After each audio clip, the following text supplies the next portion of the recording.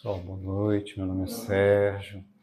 Sejam bem-vindos aqui à nossa casa, 43 anos, né? Selve, Seara Espírita Luz e Vida. Muita alegria que nós participamos também, né? Um pouquinho desta casa, contribuindo e também sendo beneficiados com as vibrações de paz, de harmonia, de saúde que esta casa vibra constantemente em prol de toda a comunidade aqui da cidade ocidental. Bom, hoje nós trouxemos como proposta para a gente conversar um tema chamado Na Defesa do Bem. Né? A mensagem que foi lida, se não me engano, de Emmanuel, trouxe um pouquinho dessa realidade, né? Na questão de nós estamos num ambiente onde muitas vezes existe uma infinidade de pessoas que nem sempre concordam conosco, né? E nem precisam concordar plenamente, porque todos estamos estudando, vivenciando e temos as nossas ideias, nossas ideologias, nossas mentalidades, e é natural que em um momento e em outro a gente diverge em algum ponto. Isso é natural. O que a gente está aprendendo é viver com isso sem sermos inimigos, adversários, né? E apesar das nossas diferenças, nós nos amarmos, usando essa moeda que Jesus nos ensinou a cultivar. Então, na defesa do bem, vamos partir do princípio, né, do início. O que seria o bem? Né? Quando a gente fala, vamos defender o bem, mas o que é o bem? Então, aí, cada um de nós fôssemos falar o que é o bem, a gente teria uma ideia diferente, né? Ou alguns parecidos. Mas na doutrina espírita, isso foi muito bem estudado no Livro dos Espíritos, em outras obras também, na Gênesis, no Evangelho segundo o Espiritismo, sobre o que é o bem. Então, lá na questão 630, quando é feita uma pergunta do que consistiria o bem e o mal, né?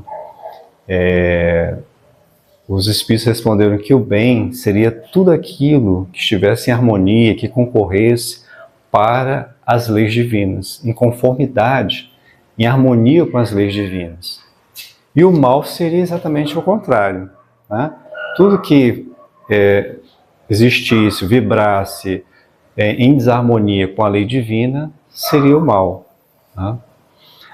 E que então, a gente vai estudando a partir desse capítulo das leis naturais, né? Desse início das leis naturais sobre o bem e o mal, e vendo que o mal, ele não tem uma existência, não há uma coisa que foi criada, né?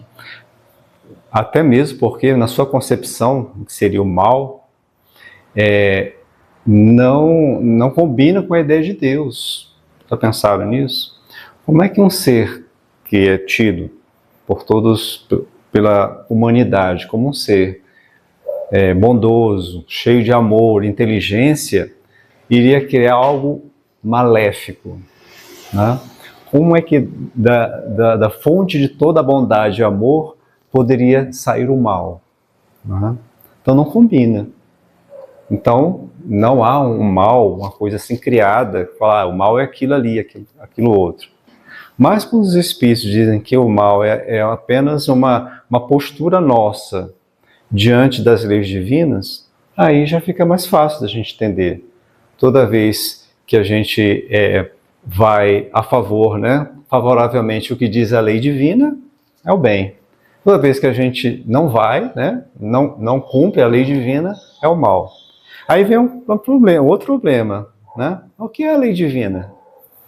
Então a gente precisa saber o que é a lei divina. Se a gente seguir a lei divina, só vai existir o bem, e toda vez que a gente não vai em direção a ela, ao mal, então a lei divina é importante a gente conhecer, né? Muito importante. E aí vem outras colocações. Os Espíritos já anteriormente nos falam, né, que a lei divina ela estaria escrita na consciência de cada ser, na consciência de todos nós, e daqueles que vão nascer, daqueles que já viveram, e os espíritos, inclusive, A lei divina está inscrita neles. Mas como assim escrita ou inscrita? Então vamos tentar ver o que é. Aí falando, está na consciência. O que é consciência? Aí a gente vai cada vez mais se questionando. Então se a gente fosse perguntar para uma criança aqui, né? Vamos lá, fala, criança ou jovem, o que é a lei divina? Aí eu falei, sei lá, vamos brincar? Vamos jogar bola? Aí você vai fazer o quê? Vamos jogar bola. Vamos lá, fica aí que eu vou jogar bola para você, você vai jogar bola para mim, tá bom.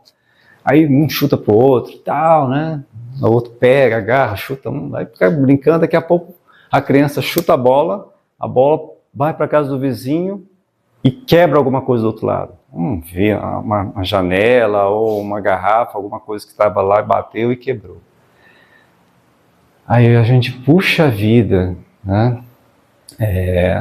A gente chutou mais do que a gente devia, para um lugar que a gente não devia, né?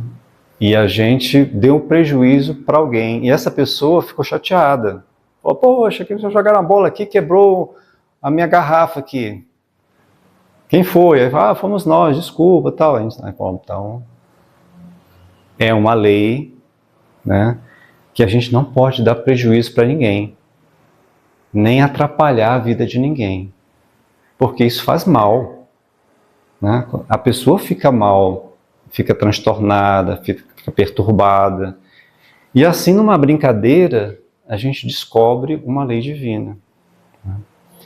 A gente não deve dar prejuízo, perturbar nem a vida, nem o patrimônio, nem as coisas de ninguém. Porque se nós fizermos isso, vai ficar muito triste, as pessoas vão ficar tristes, vão ficar perturbadas, vão ficar chateadas conosco.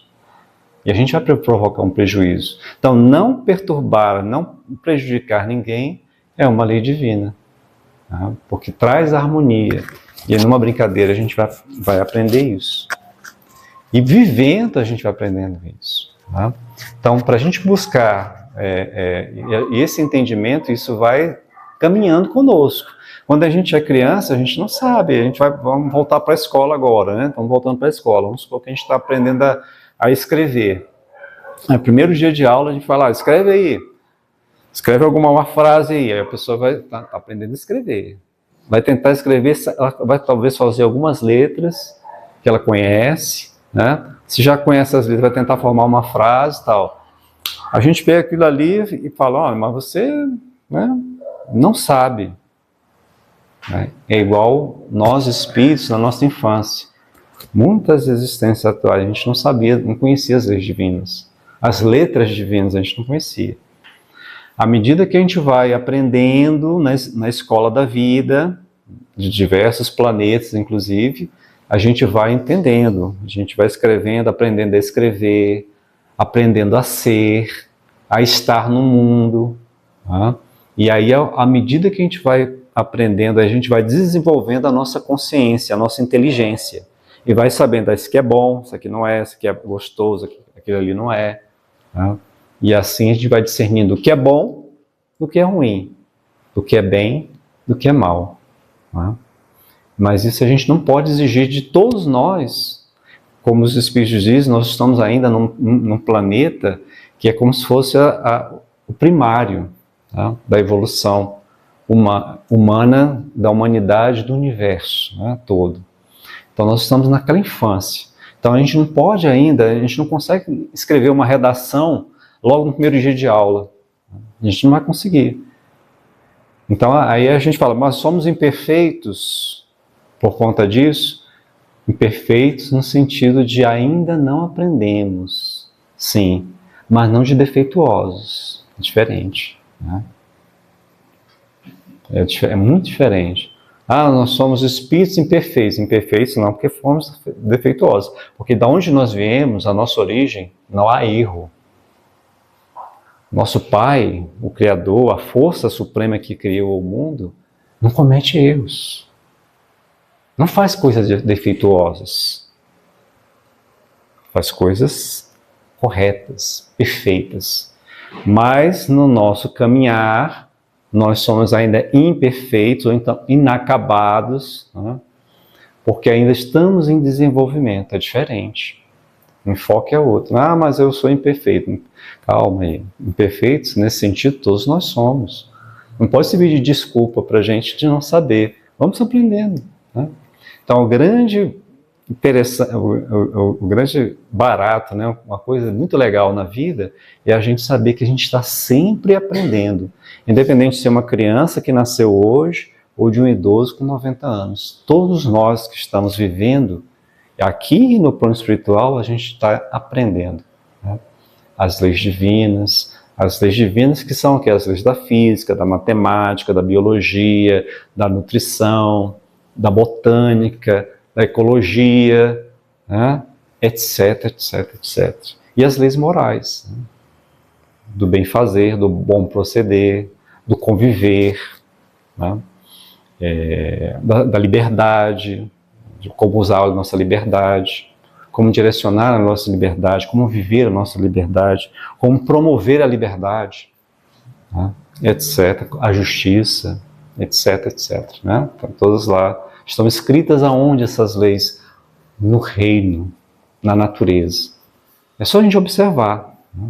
E nessas pequenas coisas que nós vamos fazendo na nossa escola, na nossa casa, na casa espírita, na política, no nosso trabalho, na via pública, nós vamos observando e aprendendo. Né? Temos todos os sentidos preparados para aprender. Né? E à medida que a gente vai crescendo no corpo, mais os nossos sentidos vão se apurando. Por isso que a gente não pode exigir de uma criança aquilo que um adulto já faz. Né? Muito bem. Então, entendido isso, essa questão do bem e do mal, o que seria bem, o que seria mal, mal não existe, aquela questão, a personificação do mal, aquelas histórias que a gente vê, né, que está no nosso imaginário, então, inclusive nos nossos livros sagrados de alguns povos, a questão do ser voltado para o mal, né, eternamente, né, o demônio, etc. Tal. Na doutrina espírita isso não existe, no sentido de absoluto, né? Um ser criado para o mal, ou um ser devotado criado só para o bem. Né? Os anjos, por exemplo, não existe. Na doutrina espírita isso não existe. O que existe é espíritos, todos nós, inclusive Jesus, criados simples e ignorantes. Sim, na simplicidade e ignorância no sentido de não saber ainda. Né? É igual a criança que quando nasce não sabe falar, não sabe se expressar, não sabe escrever, etc. Tal, né?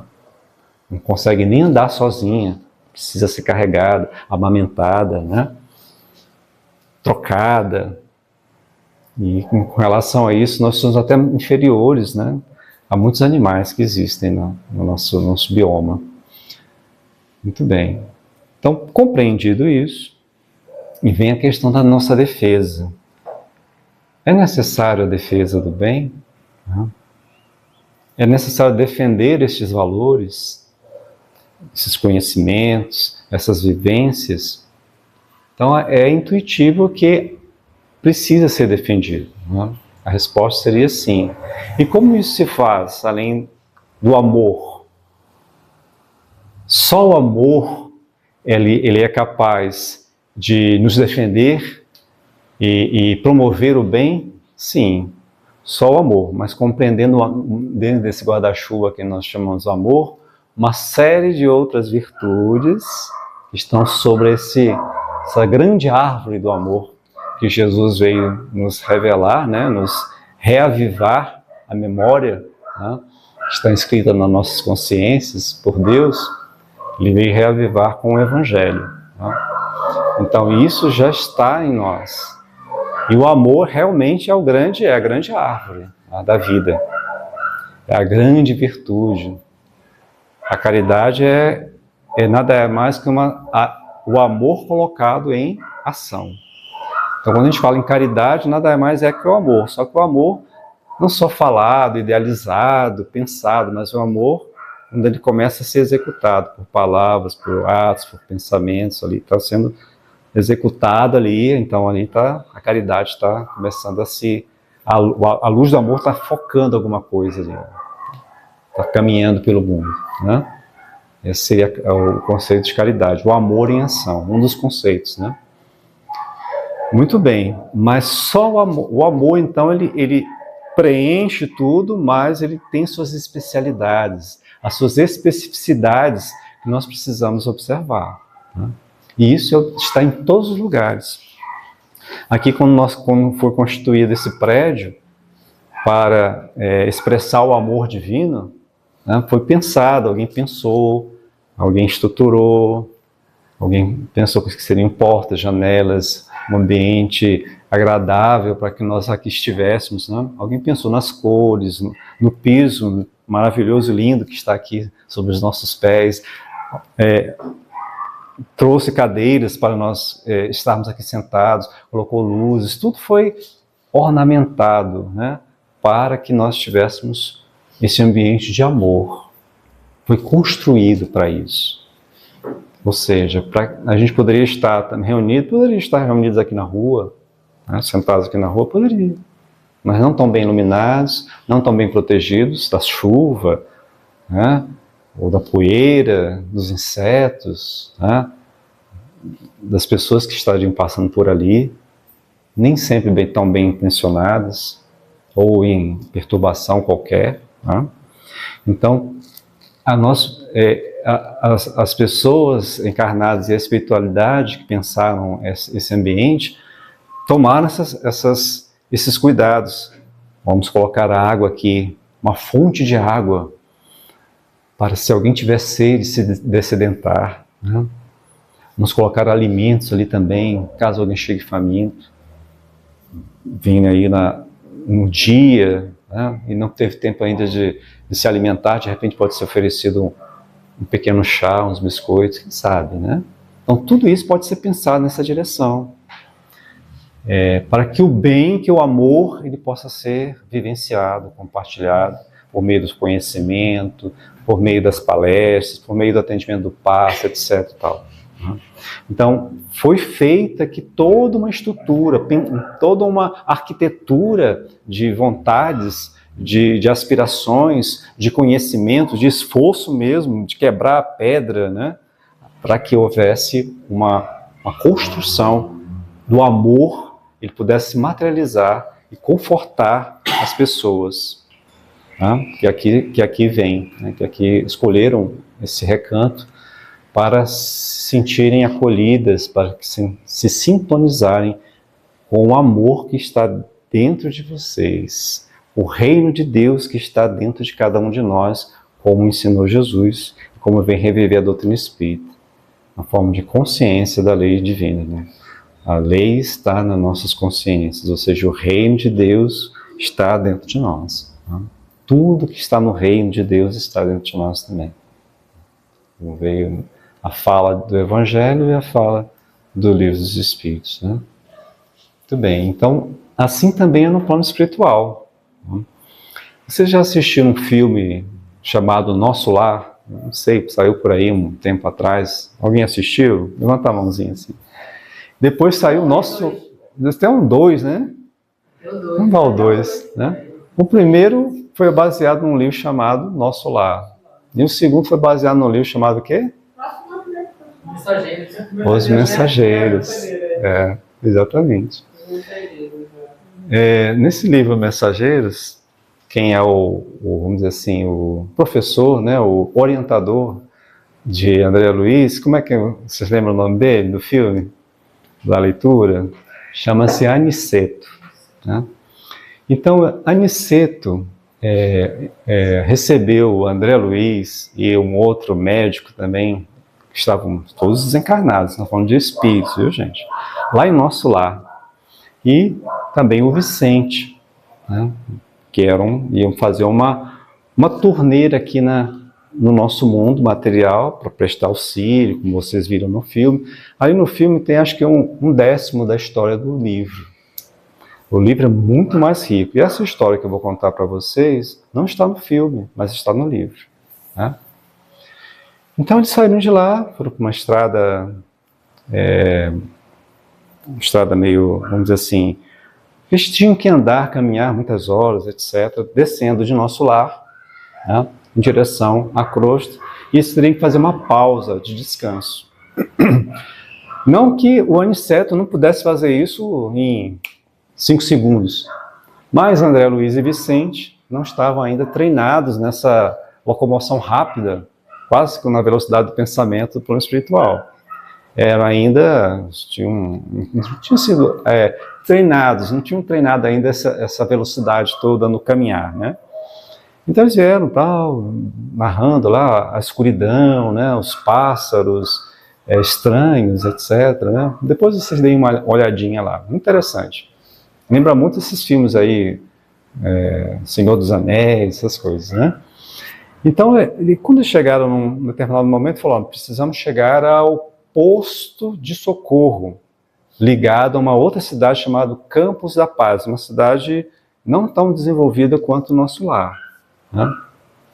Mas que tinha esse posto de assistência, chamado posto de socorro, e eles iriam pernoitar ali. Aí então chegaram e viram, pensa naquele castelo assim, imenso, né? Castelo medieval, grandioso, né? Igual nós vemos no cinema, né? Com aqueles fossos, cercado por um fosso, umas torres enormes, né? Cheios de fortificações, muros altíssimos de pedra. E eles foram chegando ali, eles se admiraram, né? Uma fortaleza, né? É um castelo dentro de uma fortaleza. Impressionante, né? É uma coisa assim espetacular, né? Um castelo educandário do posto de socorro. Era um castelo educandário. E ele via lá, né? Canhões colocados em toda a estrutura da muralha. Canhão, né? O pessoal gosta, né, de imitar os castelos lá da Europa e tal. Tudo bem. Chegaram e foram recebidos pelo administrador Alfredo e sua esposa Ismália, né? E recebidos, tal, etc., conhecido, tal. Olha, aqui é o André Luiz, Vicente, acompanhando numa missão de estudos, tal. Nós estamos indo para a costa.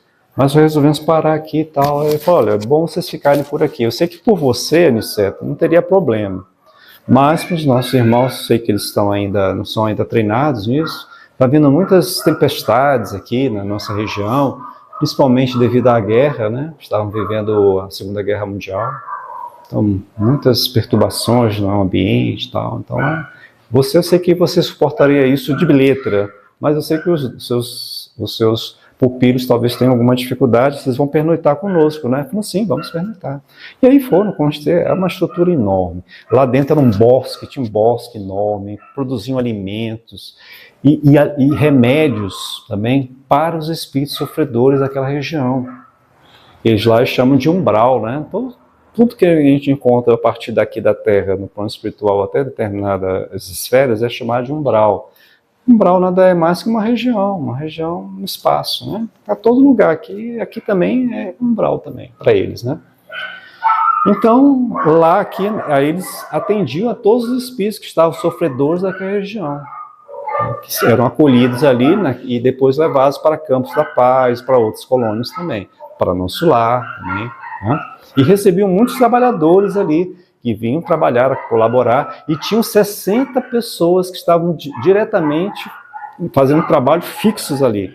Eram trabalhadores da instituição, né? Do posto de socorro.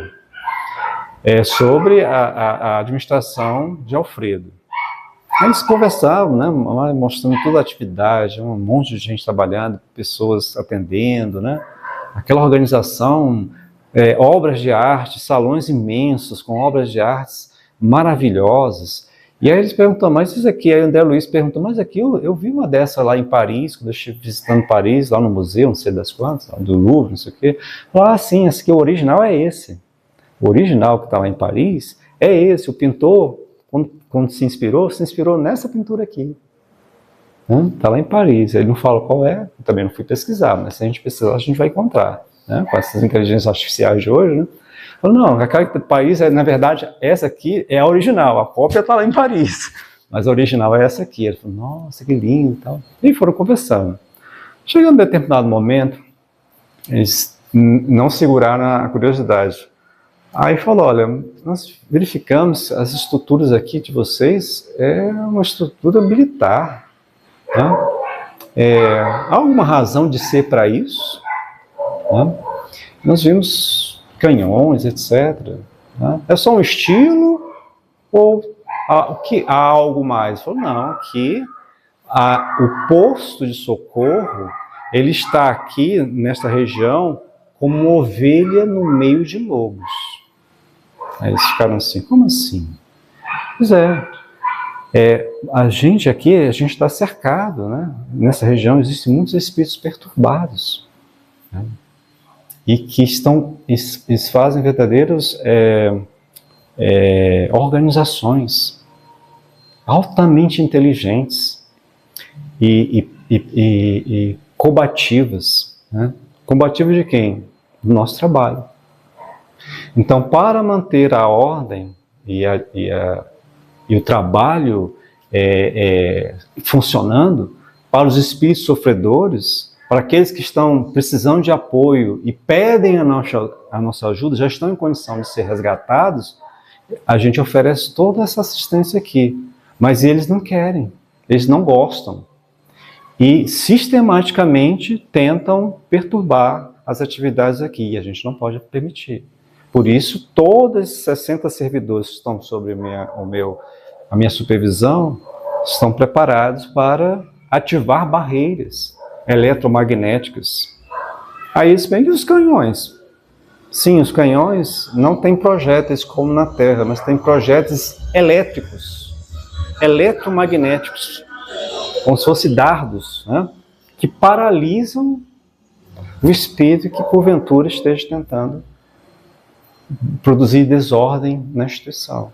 Então eles não adentram, tem um fosso, tem aquelas muralhas altas. E muitas vezes nós precisamos usar esses artefatos. Ela falou, mas como assim? Até aqui e tal? Falou assim. Mas aí eles falaram, mas na Terra a gente até imaginaria as organizações criminosas, etc. Tal. Mas depois que já desencarnaram, ainda continuam, falou assim. Muitas vezes aquelas ideias, né, a prepotência da nossa vontade, as nossas ambições continuam aqui também. Continuam aqui também.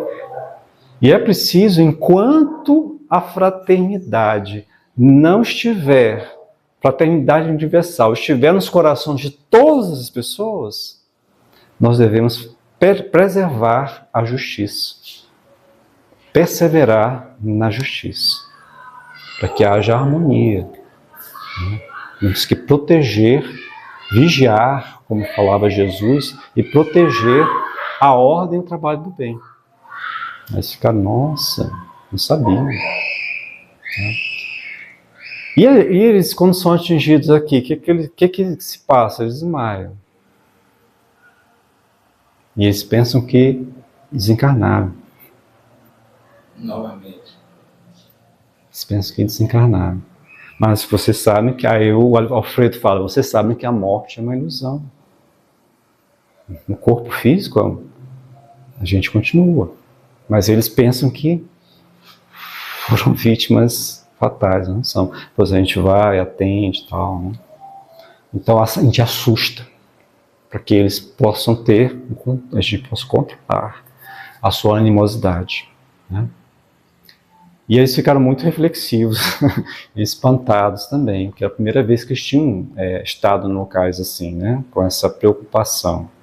Nunca tinham visto coisa dessa ordem. E Alfredo falou, olha, não é muito distante do que a gente vive na Terra. Faz até lembrar uma velha lenda, Alfredo conta, do sábio hindu e da serpente. Vocês conhecem? Eles falaram, não, conhecemos. Pois é, existe uma lenda hindu, numa cidade, em um campo, uma cidade que vivia no campo, as pessoas viviam no campo, e naquele campo, onde as pessoas passavam, naquele lugarejo, existia uma serpente, muito selvagem, perigosa, peçonhenta, com seus venenos. Todas as pessoas que ela podia, ela ia e mordia, e as pessoas morriam. E eles não sabiam mais o que fazer, mas sabiam do sábio hindu, e conversaram com ele. Ele falou, eu vou fazer uma visita. Aí orou, né? As suas práticas do hinduísmo, fez as suas meditações, né? E mais confiante, né, no poder de Brahma, né, do que em si mesmo, foi em direção ao campo. E lá encontrou a serpente, né? E assim, quando a serpente o viu, ele viu a serpente, ele olhou para a serpente olhou para ele e ficou hipnotizada. A serpente. Aí ele falou, olha, minha irmã, pare de perseguir, morder e assassinar os nossos irmãos. Pare com isso. Aí a serpente ficou assim, aí foi se amansando, aí foi, se recolheu e foi lá para sua toca. Dizem que depois disso, a serpente nunca mais prejudicou ninguém. E ela era vista nos campos, passeando nos campos. E as pessoas se aproximavam dela e olha, ela não está mais tão arisca. Né? O sábio já tinha falado, olha, conversei com a serpente. Então. E ele falou, realmente, ela amansou, ela está mansa. Aí alguém passava assim, uma criança passava, jogava uma pedra. Falava, vamos jogar pedra na serpente. E jogava uma pedra na serpente. A serpente corria, se escondia dentro dos buracos, na floresta e tal. Aí daqui a pouco ela via a serpente. Né? Aí o pessoal pegava, puxava o rabo da serpente, jogava a serpente de um lado para o outro. Ou seja, a bichinha começou a ficar chateada, amargurada. Né? Todo mundo, ninguém mais tinha medo da serpente. Né? Todo mundo tratava a serpente como um bicho de estimação, um pet. O tempo passou e o sábio voltou àquela região. Aí, como é que está a nossa irmã serpente? Aí foi, cadê? Não, nunca mais a gente viu ela, não. Aí chegou lá, foi lá no lugar onde ela tinha se encontrado a última vez e viu ela numa toca. Aí conversou com ela. O que houve? Por que você está assim toda acabunhada? Magrinha, o que está acontecendo com você? Não, eu comecei a tratar bem as pessoas, né? Não ameacei mais ninguém, mas eles começaram a me tacar pedra, começaram a abusar de mim, me jogavam para lá e para cá. Eu não entendo, eu fiquei muito chateado, eu prefiro viver aqui nesse buraco mesmo. Tal. Aí o sábio ficou pensando. Minha irmã, acho que você não entendeu bem o que eu disse. Você me desculpa, então eu me fiz bem compreendido. Eu falei para você não perseguir mais ninguém, não morder mais ninguém, não lançar o seu veneno mais em ninguém, para a pessoa morrer. Falei para você parar com isso. Mas eu não falei para você parar de defender a sua posição no reino divino. Se as pessoas vierem fazer isso com você, você deve mostrar os seus dentes e fazer o seu silvo para afastar os perversos.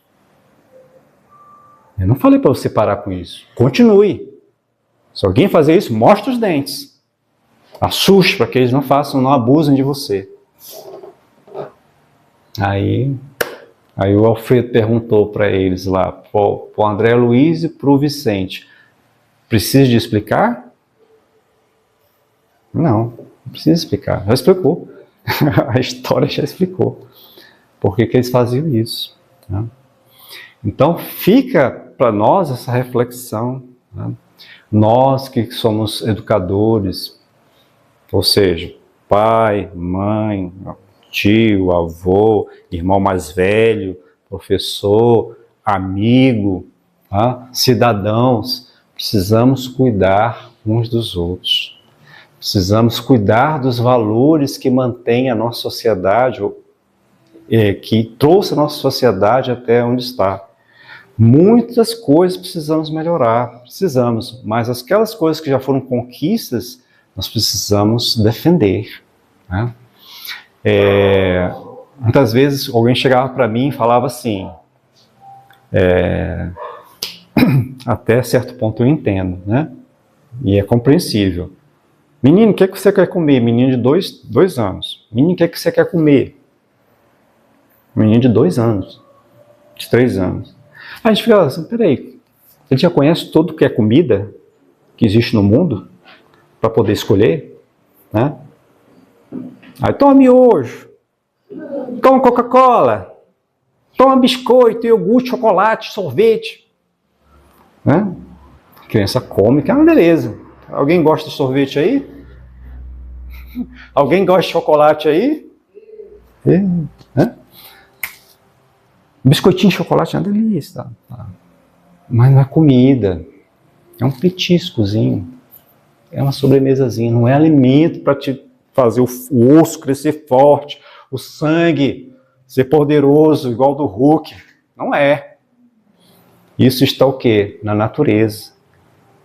Nas comidas que foram feitas por Deus, pelo sol, pelo vento, pela água, pela terra, aquilo que a gente colhe, né? Muitas vezes, para alguns, aquilo que a gente traz da caça, né? A carne, que às vezes ainda é, para muitos ainda é necessário, né? Os peixes. Então, a gente às vezes tem que pensar nisso, nessas nossas atitudes. Porque muitas vezes a gente vai ter que nós ensinarmos as crianças a serem pessoas, a se identificarem, a se fortalecerem, até o momento que elas agora eu gosto mais de abóbora do que quiabo, né? Eu gosto mais de abacaxi do que de abacaxi. Eu como mais banana do que pera. Aí você escolhe, né? De vez em quando, chocolate, ok. Mas de vez em quando. Não pode ser o principal. A gente não pode ser movido a miojo. Então, quando a gente verifica isso e a gente está atuando, né, por meio da caridade, do amor, e a gente não está vendo só a nossa família, a gente está vendo a coletividade, e a gente vê um número de pessoas, crianças diabéticas, um monte de pessoas com problema no sistema digestório, problemas graves, né? Intestino irritado, cibo, não sei o que, um monte de coisa estranha. Por quê? Porque está deixando de se alimentar de uma maneira natural, buscando os processados. A gente começa a pensar, a gente tem que parar de fazer alguma coisa. Os pais colocam na mesa Coca-Cola. E a gente bebe mais Coca-Cola do que água. Né? E a gente pergunta para as pessoas muitas vezes, a gente tem uma atividade chamada Bosque de Francisco, que é levar plantas medicinais para a comunidade, atender, fazer orientações para o uso de plantas medicinais. Primeiro item do tratamento, quem conhece já comprovou, já provou, é perguntar quanto de água você toma no dia. Quantos copos, quantos litros de água você toma por dia? Porque quantos você toma? Um copo, beleza, já tá, o seu tamanho já está ótimo, né? Já está começando. Mas uma pessoa adulta tem que chegar pelo menos a 1,5, 2, dependendo do peso, dependendo das atividades. Isso depende, né, gente? Não é uma regra. 2 litros o adulto tem que tomar. Não, pode tomar menos, tem que tomar mais. Ah, eu sou atleta, então é 3, 4. Água. Né? Para quê? Para que o nosso corpo, que é 70% a 80% de água, no osso tem água, no olho tem água, no cabelo tem água, em todo lugar que a gente olha no nosso corpo existe água. Um percentual maior ou menor. O nosso cérebro com certeza tem mais de 80% de água, no cérebro. E se a gente deixa de tomar água, como é que o cérebro vai funcionar? Como é que o sangue vai funcionar? Como é que o coração vai funcionar? Então muitas vezes a gente fala para a pessoa, tome água, a pressão dela que está alta, baixa. A pressão baixou. Você tomou água? Tomei. Então, está precisando tomar mais água. Isso aí. Beleza, já tem o remédio. Precisa passar remédio de farmácia? Não. Eu não posso, né? Não sou médico. Vou orientar planta medicinal para a pessoa? Não. Você vai tomar água. Simples, né? Por quê? Porque a ciência vai estudando os nossos hábitos. O que é o melhor? O que está mais próximo da harmonia das leis naturais, que são leis divinas? Onde está o bem? A fonte de todo bem é nós convertermos o nosso livre-arbítrio, sintonizarmos a nossa vontade com as leis que regem a vida. As leis naturais, as leis da biologia, a medicina, são todas leis divinas. E a gente vai entendendo, vai estudando, vai para a faculdade, pega no livro lá, né? Por que eu estou estudando química? Por que eu estou estudando matemática, português na escola? Para chegar para entender as leis divinas. Entender como é que se vive. Como é que um ser humano deve viver. E nós somos as únicas espécies que cuidam dos outros, né? Nós cuidamos dos outros humanos e cuidamos dos animais, cuidamos dos insetos, cuidamos do clima, né? Só nós, seres humanos, fazemos isso. Por quê? Porque nós temos a consciência. Porque nós pensamos, a inteligência. Porque se nós não tivéssemos isso, nada disso aqui estaria aqui. Nós somos a única espécie que tem consciência. E essa consciência ela vai se expandindo, se expandindo, se expandindo nos milênios. Então, o que a gente vê de progresso hoje, daqui a 50 anos, smartphone já passou. Já existiam outras coisas, outras tecnologias. Né? A miséria que hoje ainda existe no mundo vai ser erradicada. Se nós buscarmos defender o bem. Né? Se nós apenas ficarmos amor, amor, amor, sem colocar esse amor em prática, que aí vem a prudência, a vigilância, né, a ordem, né, a pacificação, etc., para que a gente possa viver harmonia, para que a casa tenha um alicerce, paredes, né? A gente vai começar a construir o telhado no chão, botar o telhado lá, a última coisa, né? Por ordem, com método, com inteligência, as coisas não vão caminhar rapidamente, tá? Como a gente gostaria. E assim, quanto mais a gente usar essa nossa inteligência, a nossa consciência, sintonizando com a lei divina, maior vai ser a harmonia no nosso planeta. E cada um de nós, educadores, pais, irmãos, crianças que estão indo para a escola, que têm seus pais como mestres, né? Temos que nos unir nessa defesa do bem, para que quando o amor estiver implantado em todos os corações, não precisaremos mais de prisão, de portões, de muralhas, de canhões, mas ainda é necessário. E quando tiver todos amor, ninguém vai mais abusar um do outro, ninguém vai perturbar mais o sossego alheio. Se a gente, porventura, nos esquecermos de alguma coisa e inadvertidamente ou por invigilância a gente cometer algum erro, a gente vai lá, olha, desculpa, fui eu, desculpa, vou lhe indenizar, vou parar com isso, não vai mais acontecer, né? Porque a gente vai saber respeitar o direito, né, a vida alheia, o sossego, a paz, vai se harmonizar entre nós. Então, queridos, esse é nosso bate-papo de hoje, tá bom? Desejo a todos muita paz, muito amor aí nas suas vidas, que o bem continue sendo cultivado no coração e na vida de cada um de vocês. Assim seja.